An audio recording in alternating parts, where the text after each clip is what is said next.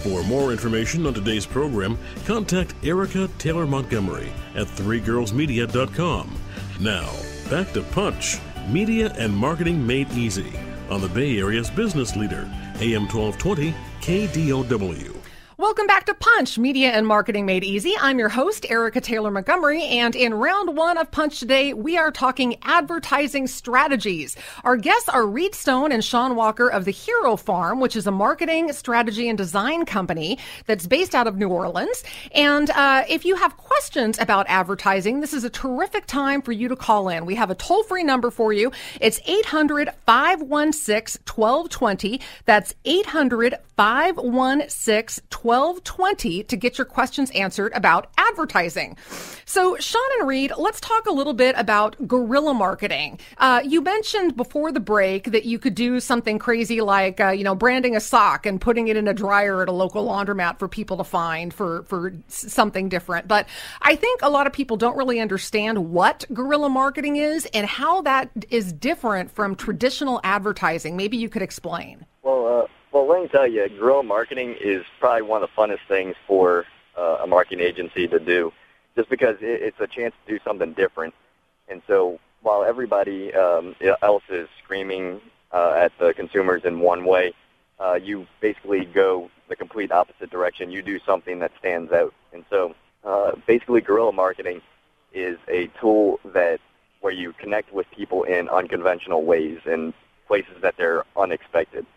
And so, for instance, one of our clients who is a smartphone repair specialist, we took the idea of a hyperventilation bag and we converted it into a smartphone hyperventilation bag. So, one of the big things that happens when you drop your smartphone is you start to freak out and you panic because you see it on the ground. You wonder, did the screen crack and how much is it going to cost me and all these other questions. And so we created some brown lunch bags, and we branded it with their company, and we put in case of smartphone emergency, and it said smartphone hyperventilation bag. And so it was just kind of a fun way for people to know that everything's okay, and you can call this company, and they'll take care of everything, and there's no need to worry. And so it's just an easy way to connect with people in a fun way. And guerrilla marketing, it doesn't have to be crazy expensive. You can really do that on a budget as well, correct? Absolutely. I think that one project, it probably cost us less than $500 to $1,000. And we made a lot of those bags. Now, man hours, that's a little bit different of a topic, but we did all that by hand. We submitted the idea, they approved it.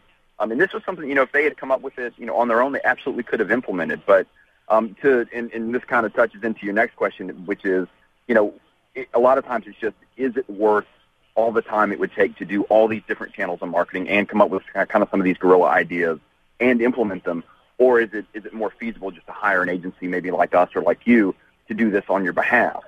And that's kind of where we've shined, is that, we sort of come up with these ideas and we say, hey, look, here it is, but here it is as part of a strategy. Here's what we think it's going to take. Boom, let's go. But these are ideas that absolutely anybody could implement on their own with just a little bit of creativity and a little bit of time. Well, let's talk about cost then, because I know in the world of public relations and social media management, where my company, Three Girls Media and Marketing, lives, that there is such an overall impression by most business owners that PR or social media management is so expensive that they simply cannot afford it. And I like to pride myself on offering very cost-effective solutions that almost any small business can truly afford. How does it work with an advertising agency, and can it be feasible for a small to mid-sized business to actually afford to hire somebody like you? Well, these days it's almost impossible to not afford it, because with the economy and just the change in how businesses work, the days of 2-3 year retainers and things like that have pretty much disappeared. And so it's up to the agencies to kind of change and adapt to how the culture and economy is working. And so with all these small businesses that need help, it's definitely affordable. And so it's up to us to adapt to their budget. And so what kind of budget are we talking about? I always say when it comes to marketing in general, that companies should really set aside at least 5 to 10% of their annual budget for PR, marketing, those kinds of activities. Is there a certain rule of thumb that companies should think about when it comes to advertising and how much money you should set aside either on a quarterly or annual basis for something like that? Well, it's funny. I actually used to use the number 15 to 20%, just because it's one of those things. The old adage, marketing is everything, and everything is marketing, because it hits so many touch points. At some point, it all comes back to how did you first interact with this product or service. So, I'm actually kind of on the higher end, and Sean's always, he's our big brand champion. He's always telling people, it's one of those things when everyone else is pulling back and when the economy gets bad, that's a time to go in even further. In 20%, 1/5 of whatever your revenue is, it really isn't that big of a deal when you have a strategy in place and you've got an ROI, strategy. When you know that every dollar I put into this, I'm going to get $5 back. And you've really got to put that in place for yourself and for your business. But 15 to 20 is usually the number that I go with. Yeah, I would love to be able to convince my clients to be able to spend 15 to 20% of their budgets on PR marketing and that sort of thing. But I find that so often the mentality is, and it blows me away every time I run into this situation, that there's a small business owner who spent tens of thousands or hundreds of thousands of dollars launching a company and then has given absolutely no thought to how they are going to market it. And they've left nothing in their budget for those types of activities. Do you guys run into that scenario as well?